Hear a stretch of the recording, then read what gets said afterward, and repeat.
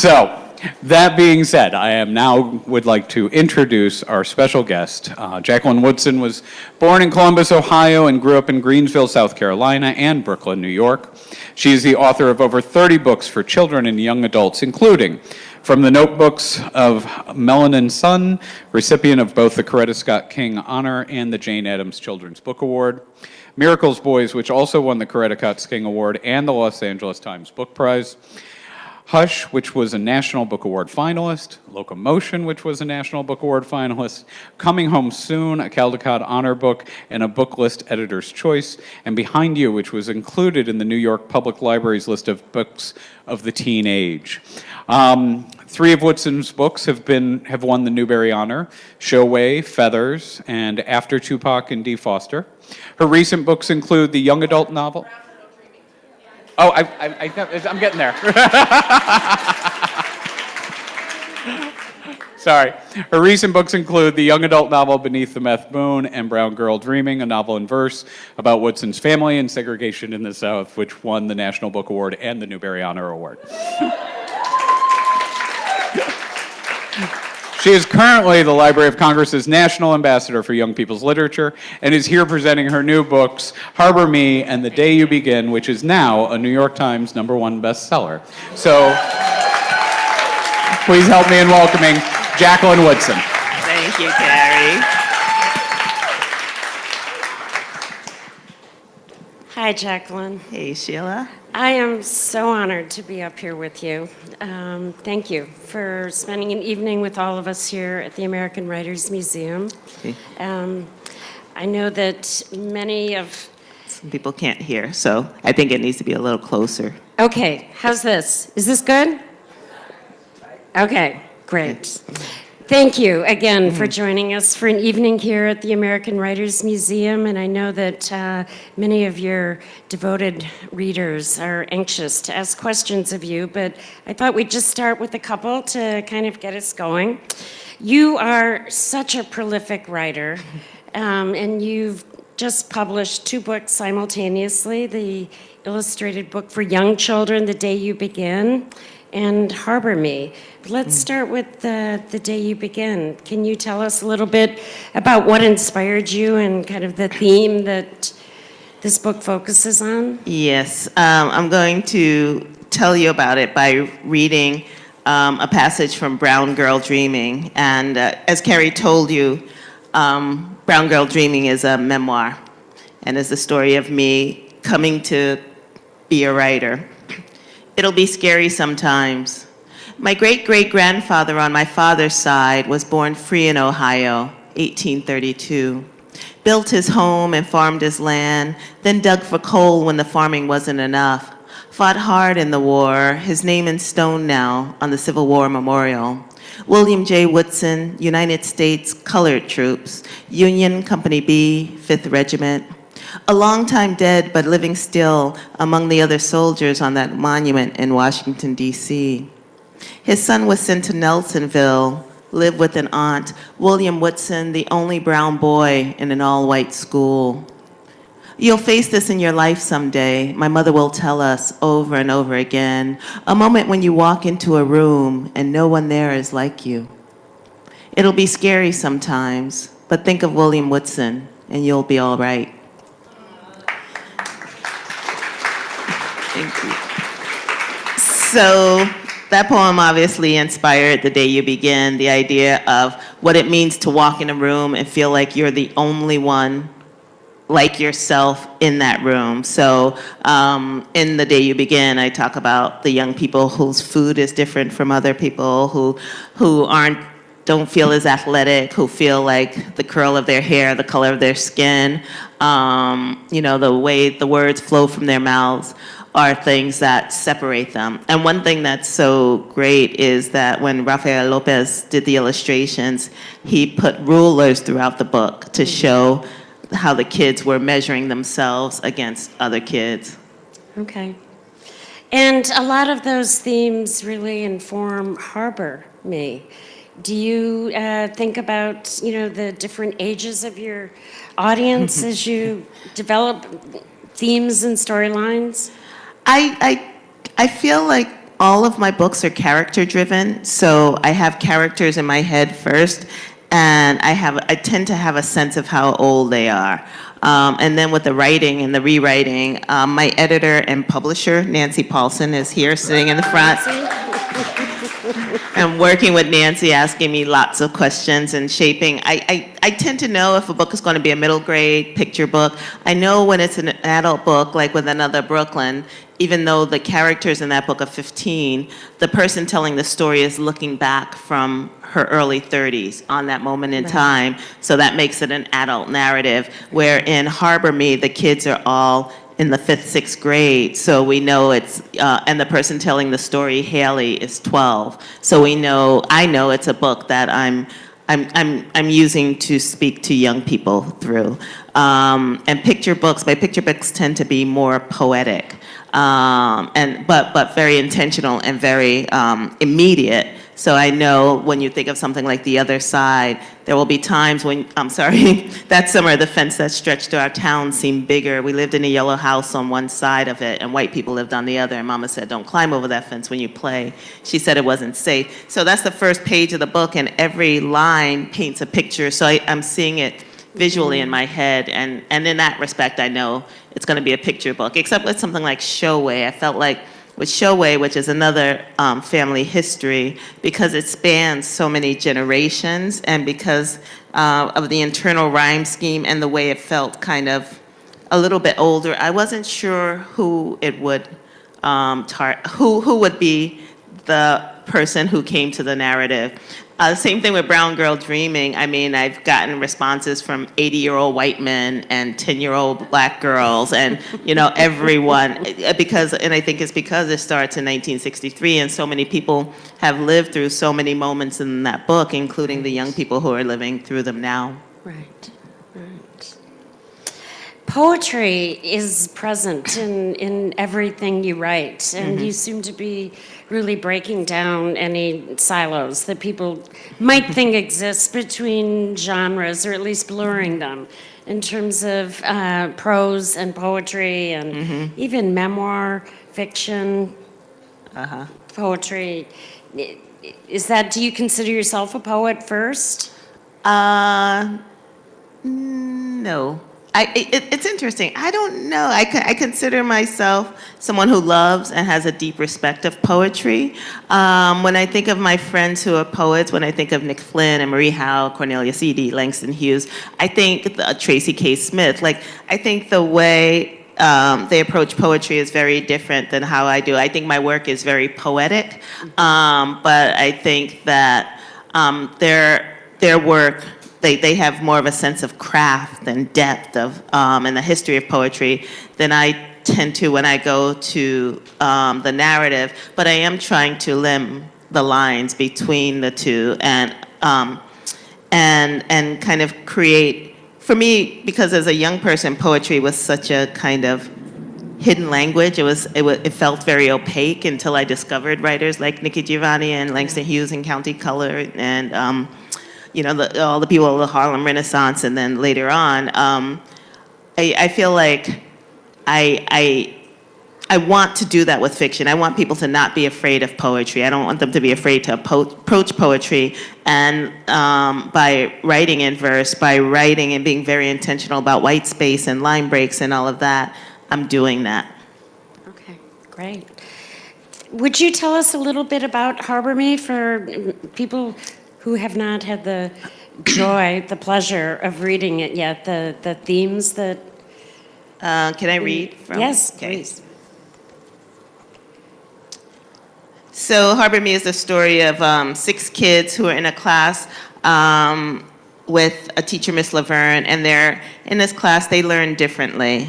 And so one day Miss Laverne says to them, she takes them down the hall to a room that they rename the art room to talk.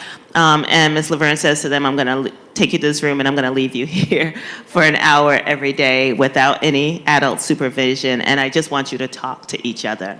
So this is from chapter 13, and the person telling the story is Haley. Think about the familiar. Every morning you get up, You brush your teeth and wash your face and put on the clothes you'll be wearing that day. Days roll into weeks, and weeks turn into months. The leaves start falling from the trees. A wind comes up from the north and makes you shiver so hard your teeth chatter. Every morning you eat breakfast at school with your friends. You tear into the bagels and slurp up cereal and side-eye the suspicious-looking eggs. You and your friends laugh over silly stuff. Diago Santa hat with the white beard attached and the silly faces he makes whenever he wears it. Amari's drawings of dogs with wings, cats with crutches, impossible ice cream sundaes like wishes on paper. Think about what you know, how the mornings always come too quickly and the weekends don't last long enough. How your uncle has always shaved the left side of his face before the right. For good luck, from habit, the familiar. The trips to Malone, Taco Tuesday, stories at night, hair day at Holly's house, the familiar. A lady with a tiny black dog leaves her building every morning, just as you're leaving yours, and she waves and you wave, but that's the only time you've ever seen her. We knew what we knew. We did what we had always done. Then one day, Miss Laverne said, "Put down your pencils and come with me." We left our classroom and walked down the hall to the art room. The familiar popped like a bubble above our heads, but we held tight to our knapsacks and kept on walking. So it's about these 6 kids and what they discover. And the book opens with the line, "I think they took my papi," and it's Esteban's story, which is the through line of the book of his father going missing and then us eventually finding out what happened to his dad. And then Esteban begins, his dad, when he finally figures out where he is, and the dad reconnects with the family, starts sending him poetry in Spanish because he wanted to be a poet as a young person. One of the main characters, Amari, comes into the art room one day and announces, "The great imperfect world continues to spin on a slant." And can you tell us about sort of your thinking as a writer, you know, and that line? I mean, that just kind of knocked me off my chair. Oh, thanks. I think young people are really smart. And I think sometimes we don't understand how grounded and connected to the world and everything around it they are. And Amari's a kid who has just been told by his dad that he's not allowed to play with guns in public anymore. And he's African American. His best friend is Ashton, who's a white kid, and Ashton is like, you know, your dad's being stupid, basically. And it's about them beginning to understand the different experiences. But Amari is a really thoughtful and smart kid who knows what's going on, and I think that's the moment when he realizes that he wants to do stuff. He wants to sit on his dad's lap. He wants to hug his dad. He wants to still be a kid, but the society is saying, nope, this is the age you are, and this is what you're supposed to be doing at that age, and his sense of loss around that. Each of the characters' backstories, you know, seem to have to do with freedom, and they really talk amongst themselves. I mean, they kind of recognize that as their, you know, empowering theme very early on. How, as you travel around the country and meet with so many different audiences, how do particularly young people kind of resonate to that theme? Or They just reinforce it, that they're in that place where they're thinking about ideas of freedom, not only for their individual selves, but the bigger world, right? What does it mean to be free in America in 2018? What does it mean to be free in your caregiver's house? What does it mean to be free walking through this world in a brown body, in a female body, in an underserved body? So I think young people, they don't have the language for it yet, but these are things they're thinking about. What does it mean to walk through the world in a quote unquote privileged body and not know that body is privileged? So putting Ashton and Amari and Holly and Haley and Esteban and Thiago in the room. Thiago's Puerto Rican, and his mom is a monolingual Spanish speaker, and they, get called upon for speaking Spanish in the street, which silences her, and people telling him that this is America, and he's like, we are American, we're from Puerto Rico, and people just not even knowing the geography of our country, and that kind of craziness, whereas Esteban is from Santo Domingo, and his dad gets deported, and so here are two people who share some parts of a culture, and one is much safer than the other in some ways in this country.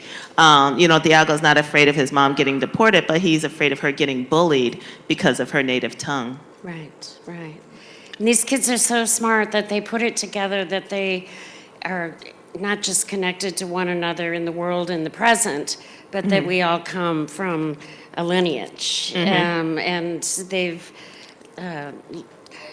absorbed what they've been taught in school. For example, that New York City, New York State originally was the home of the Lenape Indians, and when people came and took that away from them, they couldn't believe it was happening either. Yeah, it's true, and the kids are still mad about it. Once they learn about the Lenape and the fact that they're walking on the souls of people who the land had been stolen from. It makes them feel some kind of way, right? And then of course Miss Laverne, who's this great teacher, constantly challenged them to think about what that means. Well, if that history wasn't the history, would you be here? How would you be here? And what does that mean in kind of showing up and acknowledging, even that kind of privilege, right? And what does the history of who we are, how does it make us behave today, and what are we going to do with that? Okay, great. Is there another passage you'd like to share?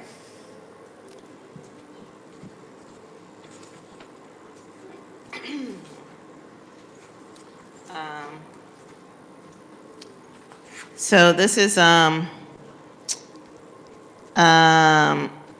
Esteban really connects when he finds out about his dad. The first time we saw Esteban really smile again, was in December. It was because of poetry. The Thursday night before, he had gotten a letter from his father, who was still in Florida at the detention center.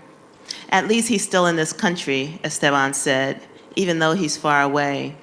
And he's okay, I said. Okay-ish, Holly said. But that's better than nothing, right? Esteban had come down from the windowsill and was sitting with us in the circle. He unfolded the letter from his father. It was written on yellow legal pad paper. Esteban handled it delicately as we all leaned in to look at it with him.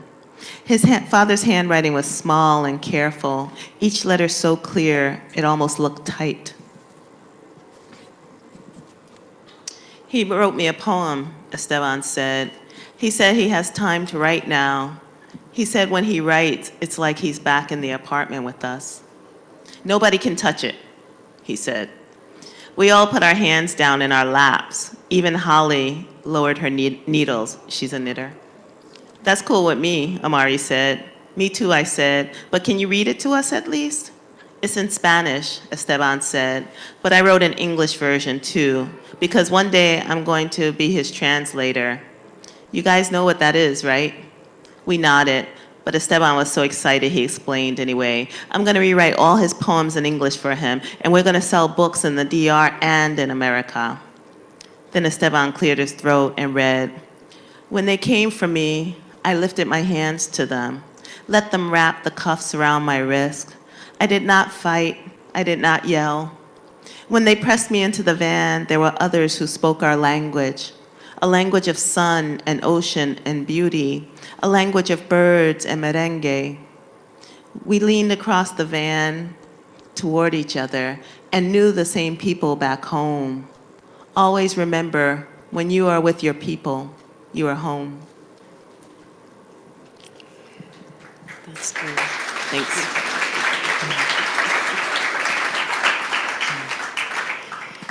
You've worked with a number of national organizations. I know you've been active with the National Book Foundation, teaching in their summer writing program. You were the Young People's Poet Laureate for the National Poetry Foundation. Right here in last year, right here in Chicago. Chicago. And Yes. most recently, Dr. Hayden at the Library of Congress has appointed you the ambassador for young people's literature. That's what I put on my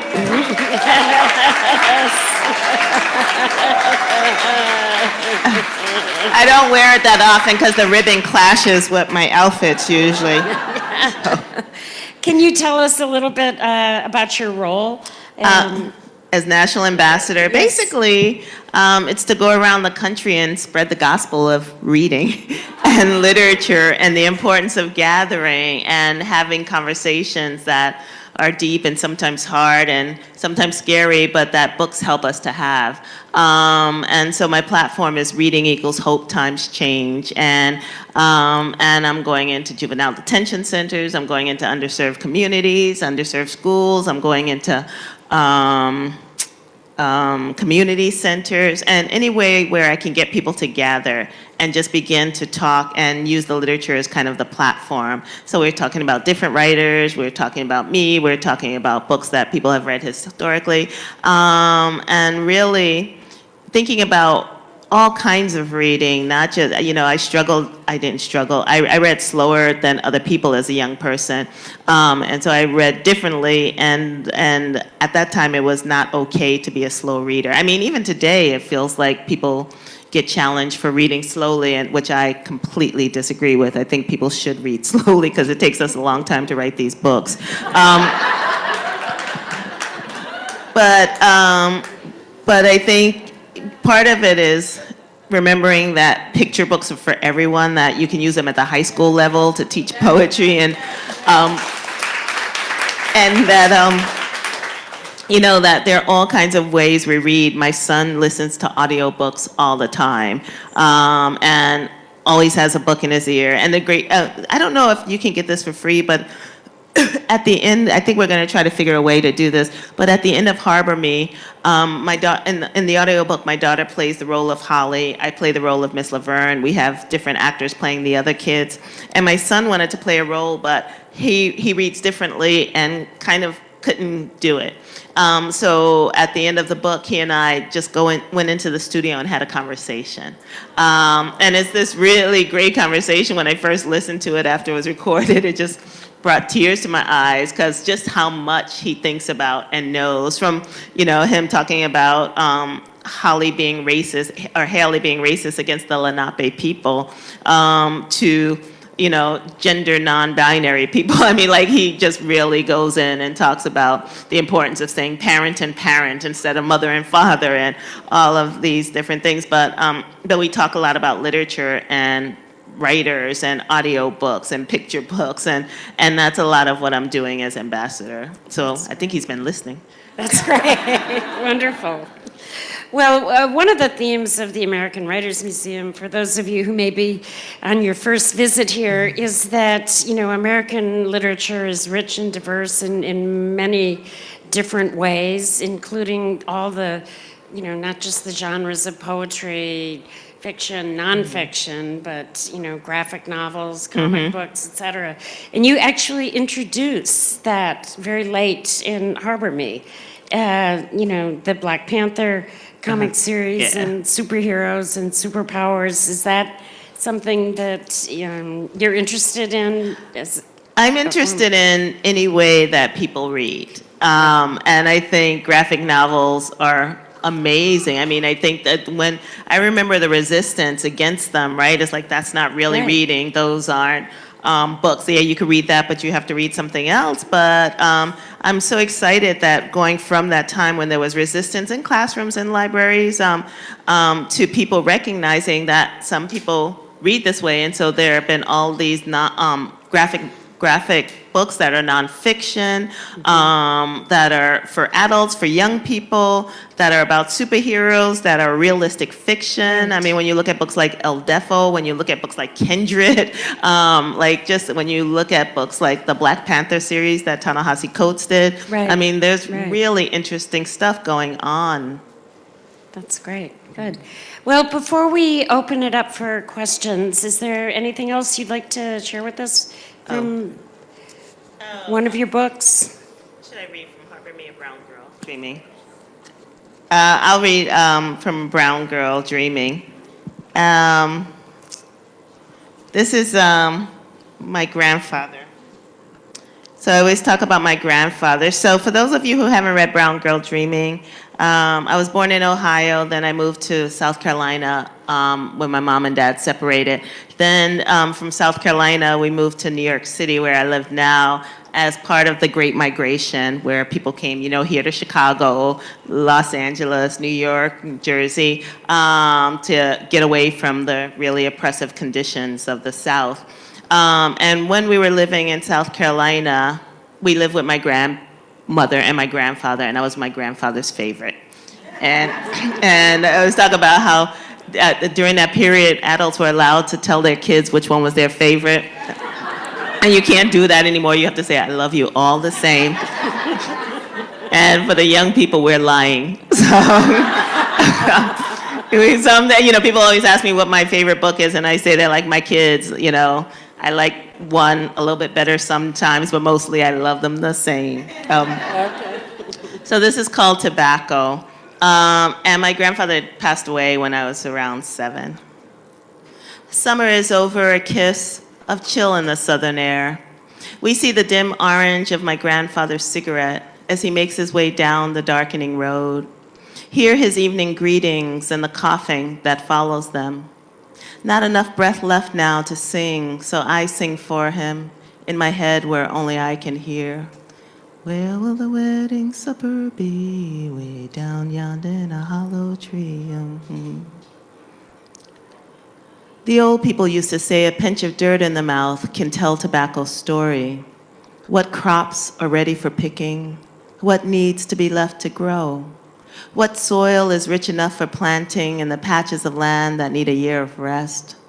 I do not know yet how sometimes the earth makes a promise it can never keep.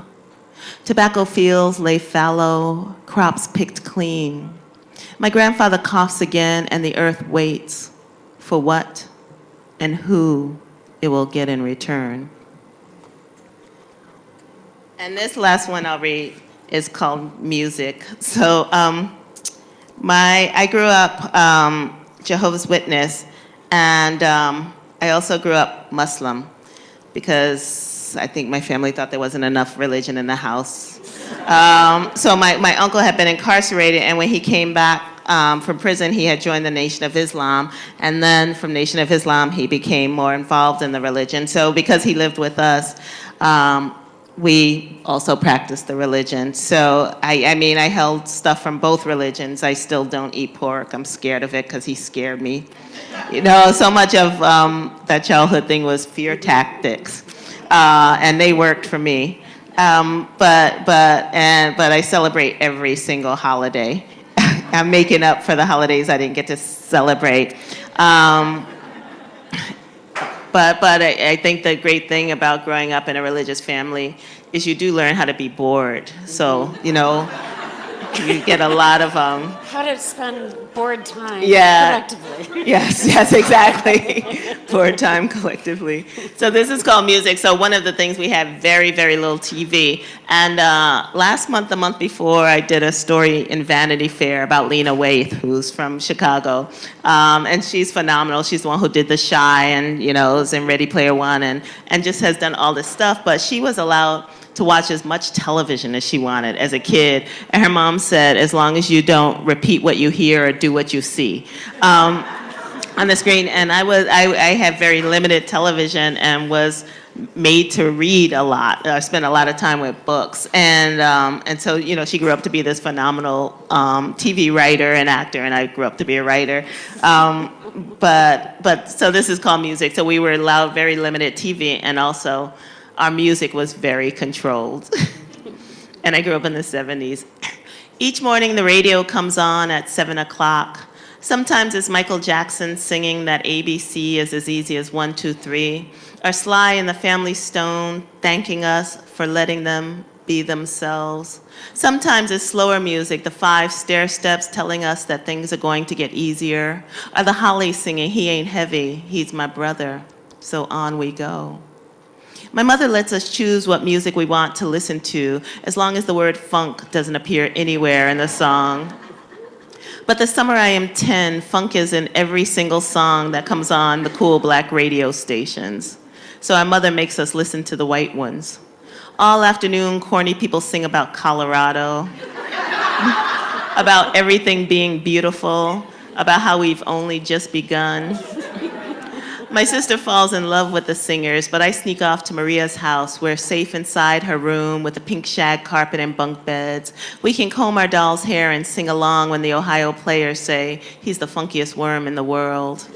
We can dance the funky chicken, tell imaginary intruders to get the funk out of our faces, say the word so hard and so loud and so many times, it becomes something different to us. Something so silly we laugh just thinking about it. Funky, funky, funky, we sing again and again, until the word is just a sound, not connected to anything, good or bad, right or wrong. Thank you. Thank you. I think we're going to open it up for questions from the audience. And please give us a second to come around with the microphone. We're recording this. Hi, how are you? Hi. Ms. Woodson, I was just wondering, I belong to a national writers organization, and one of the, not debates, but discussions that's going on in a lot of them right now is how do we increase the diversity and the representation in the ranks of the writers? Because do you have ideas for us being able to do that to pave the way for more different voices to come into the profession? So how do we increase diversity among writers? How do we get more writers of different ethnicities and genders and sexualities and representations publishing books? It's an interesting question, and I think it's one that we've talked about a lot in the world of children's literature and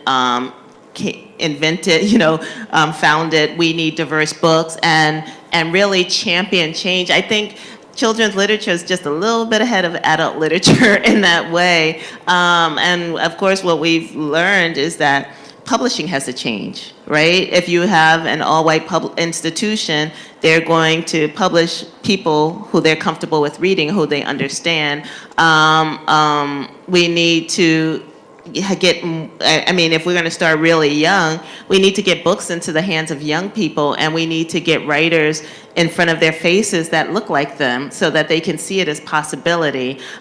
We need to have workshops that are free for people who are aspiring to be writers, and those workshops need to have at least other people leading them who look like the people in the workshop. So it's all about visibility. It's all about really believing that this work needs to be done, and that in doing it, somebody might have to lose a job, right, to make room for somewhere else. And but really, I think publishers are institutions that want to make money, so we have to support the writers that are being published so that they see that these stories sell, and then they'll publish more. But I think it really is important to look at organizations like We Need Diverse Books, and even the Coretta Scott King Award are some of the places that are really championing this change in the narrative, literally, and see how they're doing it and take their lead. So one thing We Need Diverse Books did is they raised money for an internship where they not only are getting the intern to New York City, but they're paying for the intern to have a place to live. Because it's one thing to say we have an internship in New York City where the rents are $2,500 a month. It's another thing to say, here's where you're gonna live for 3 months, and here is the job you're gonna have, and here's a stipend so you can buy a sandwich at Trader Joe's. So that kind of stuff, you really have to look at it on all the levels, the economic, the racial, the gender, all of those different ways that we need to look at it and really want to do this work. I mean, ask yourself, when was the last time you bought a book by a queer author or by an author of color or by a trans author, or, a children's book or adult book, whatever it is, because that is part of the motion. One thing that happened when We Need Diverse Books is those books, once they put those books front and center, people ran out to buy those books, and because a lot of times they didn't even know they existed. So that's, I could talk the rest of the night, but I'm not going to. But I know in the world of young adult literature, we have been doing this work hard and really, really believing in it. Thanks. Where does the inspiration for your books come from? So where does the inspiration come from? I once had a teacher who said, if you survive kindergarten, you have enough to write about for the rest of your life. So, and every day something happens to you, you think about something, you read a book, and it inspires something you're thinking about, and inspires you to write about some similar experience. The way you learn to write is by reading. So if you're writing poetry, you have to be reading poetry. If you're writing fantasy, you have to be reading fantasy. If you're writing realistic fiction, you have to be reading realistic fiction. So, when I'm feeling like I'm stuck, I'll go back and read one of the writers who I read a lot of times, like James Baldwin or Betty Smith or Carson McCullers. And just, it's not like I'm trying to get a new story, but I'm trying to kickstart my own creative juices. But inspiration is just everywhere. If you walk through the world with your eyes open, 10 things happen in a minute. And it's just bearing witness and being open to seeing those things and thinking about them. For the book Harbor Me, did you consider the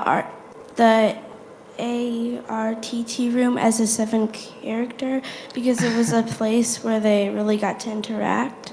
Oh, that's a good question. So did I consider the ARTT a separate character? That's a room to talk, which Amari renames the art room.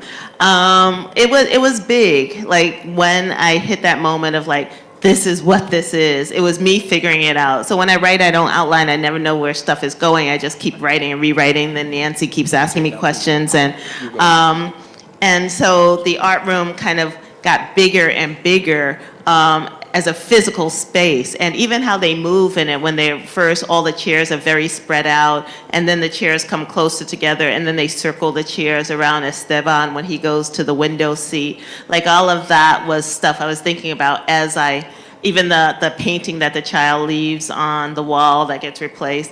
So all of that stuff I was thinking about, but when I hit upon the art room as a room to talk, I was very proud of myself.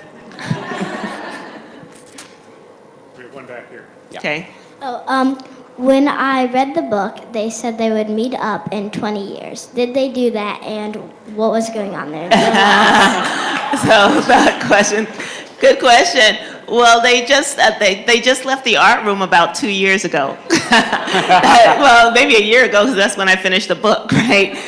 So I have some time to figure out. I hope they do that. I think about who they will be 20 years from now. Who will these kids be in their 30s? What's going to happen? Will they ever meet up with Esteban and again?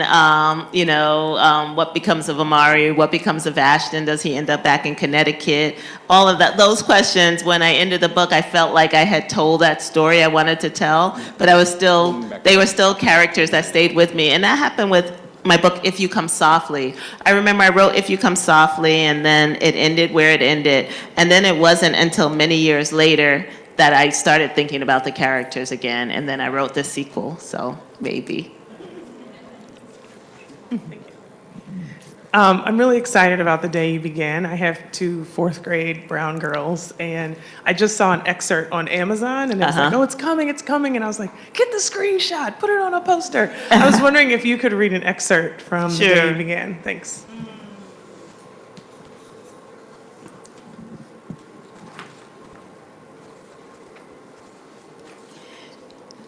There will be times when you walk into a room and no one there is quite like you. Right where you are. Maybe it will be your skin, your clothes, or the curl of your hair.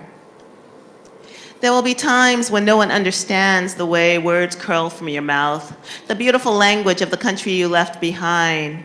My name is Rigoberto. We just moved here from Venezuela. And because they don't understand, the class will fill with laughter until the teacher quiets everyone. Rigoberto, from Venezuela. Your teacher says so soft and beautifully that your name and homeland sound like flowers blooming, the first bright notes of a song. There will be times when the words don't come. Your own voice, once huge, now smaller when the teacher asks, what did you do last summer? Tell the class your story. We went to France, Sheila says. These shells came from a beach in Maine. A boy named Jonathan holds out a jar filled with tiny shells so fragile, they look like they'll turn to dust in your own untraveled hands. My whole family went to India, Spain, South Carolina, each souvenir a small triumph of a journey, the travels going on and on. And as you stand in front of that room, you can only remember how the heat waved as it lifted off the curb, and your days spent at home caring for your little sister, who made you laugh out loud and hugged you hard at nap time. You can only remember the books you kept on reading long after she had fallen to sleep. And in that room where no one else is quite like you, you'll look down at your own empty hands and wonder, what good is this? When other students were flying and sailing and going somewhere. Did you have a question? Hi. Hey. So I wanted to ask you about Harbor Me, about your characters. They felt very authentic to me. And could you talk about how you fleshed them out and how they became so? They just felt very real. Yeah. So the question was about Harbor Me, how I got my characters to feel so real and authentic. Thank you. It's a lot of rewriting and a lot of asking myself, what does this character want and how are they going to get it, right? And working with 6 characters was hard for me because they're an ensemble. And usually I have the main character or 2 main characters. But here I had 6 characters that had 6 stories, and the book had many iterations. One was each character having their own point of view and telling their own story. And then it was, I think at one point, both girls were named Holly, and then I was getting confused by that. Holly S and Holly, I forget her initial. And then I was like, why did I do that? It's like why give 2 characters the same name? There are plenty of names in the world. But it was really rewriting and figuring out how to get them as absolutely specific as possible, but also keep them children, right? And that's a balance because we know how smart young people are and how much they know, but it is that question as an adult writing from that perspective, not saying too much and not making them sound too old or not making them feel unrealistic or preachy even. And so for me, the first thing I have to get to is the empathy. I have to really care for the characters. And I know if I care for them, the reader will care for them. So at that one scene there's one scene where Esteban comes in and he's just, his jacket is too big and it's wet, it's been rainy and his head is just down. And then later on, he his face is not quite washed. And you see this kid kind of melting down, and you see the way that society has just jacked up his family, right? Here was this dad who was a hardworking man. He had wanted to be he was an amazing baseball player. As a young person, he wanted to be a poet. His son adored him. He adored his son. He had a mother, father, sister, brother. And Esteban had this great life. He wasn't wealthy.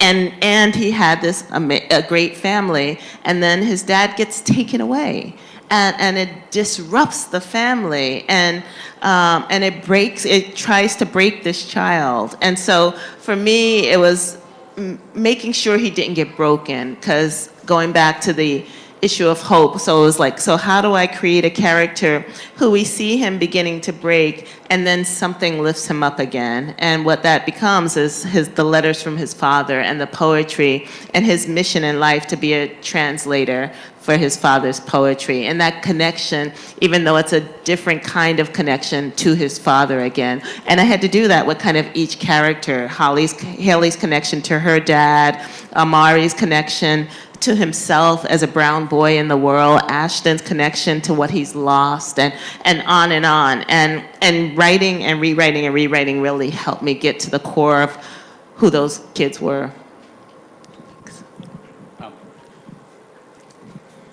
Is there a character in one of your books that you feel very connected to or similar to?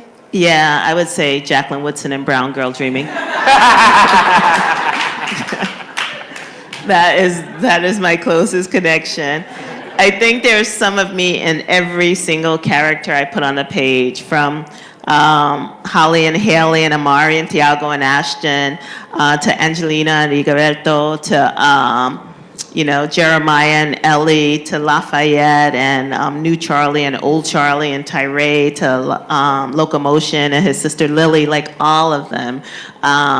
You start with kind of what you know, but there definitely has to be a little bit of you in those characters to have a connection to them, so that even though I've never been an 11-year-old boy, even though I've never been a white Jewish girl, like there is a part that I can say, yep, that's me, and it helps me get the character on the page.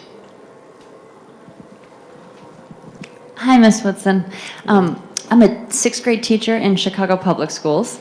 And I suspect there are more of us in here because this is a big day. No. Thank you. But the push in Chicago Public Schools is for expository writing.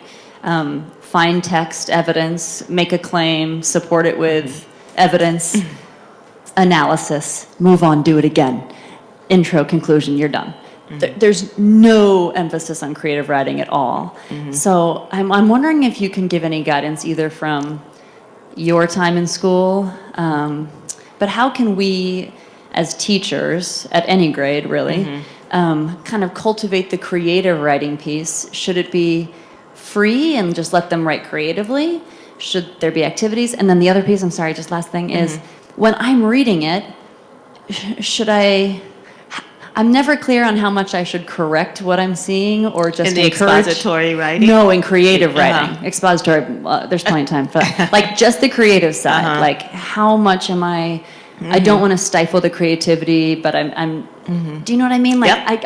Okay, now thank you. Yeah, I totally know what you mean. I just last weekend had to help my daughter with her essay. She's in 11th grade, and of course, in 11th grade, she just started 11th grade, but it was a summer essay. And of course, it was the Sunday night before school was starting, that Tuesday, that she decided to do it. And it was a mess. I don't know how many of you have read Bird by Bird by Annie Lamott, and how she talks about just taking each moment at a time, and me trying to explain that to my daughter, who I had assigned Bird by Bird 2 years before, but of course she never read it. But she was writing about, her expository essay was about segregation in schools. So she read the Nicole Hannah-Jones piece, she read another piece by Foner, and she watched a podcast. And I thought that was at least interesting what she was writing about. So I think, with the expository I mean, you know, New York City has the highest rate of segregated schools. I don't think Chicago's far behind, you know, from what I've seen. And I think kids, again, are interested in these topics and in talking about them and investigating them. In terms of the creative writing, when I first write something, I show it to my partner, I show it to 2 friends, and I say, tell me only what you love about this. That's all I want to hear. And so with that first draft from your students, I think that's, you know, just everything you love about it. You know, I just want to hear more and more and more. So can you write me another paragraph? That next time you see it, I say, ask 3 questions, right? Don't look at the grammar, anything like that. Just ask 3 questions, answer these questions in the next paragraph. And it just, you know, is kind of like slowly leading them to write more and more. Never, ever, ever, and I'm sure you guys know this, use a red pen. Like, you know, I still cringe when I see something with a red pen. It just feels like I've done something wrong. Purple is a fun color. You know, blue, green, something that's kind. And I think that, you know, I think it's really important to have book clubs. I know it's hard. I think it's important to have writing clubs if you can. Just places where even for 15 minutes they could get together and talk about a text. And with book clubs, I think they should be able to do either audiobooks or text-based books, because more people could come to the party. I think a book club, if the time is limited, with a picture book can be great. Lots of places donate books if you don't have access to classroom sets. People can make that happen. And we should have, you could just Jacqueline at JacquelineWoodson.com. Like if you're a school in need and are trying to get a classroom set, like we have ways of getting those to people. I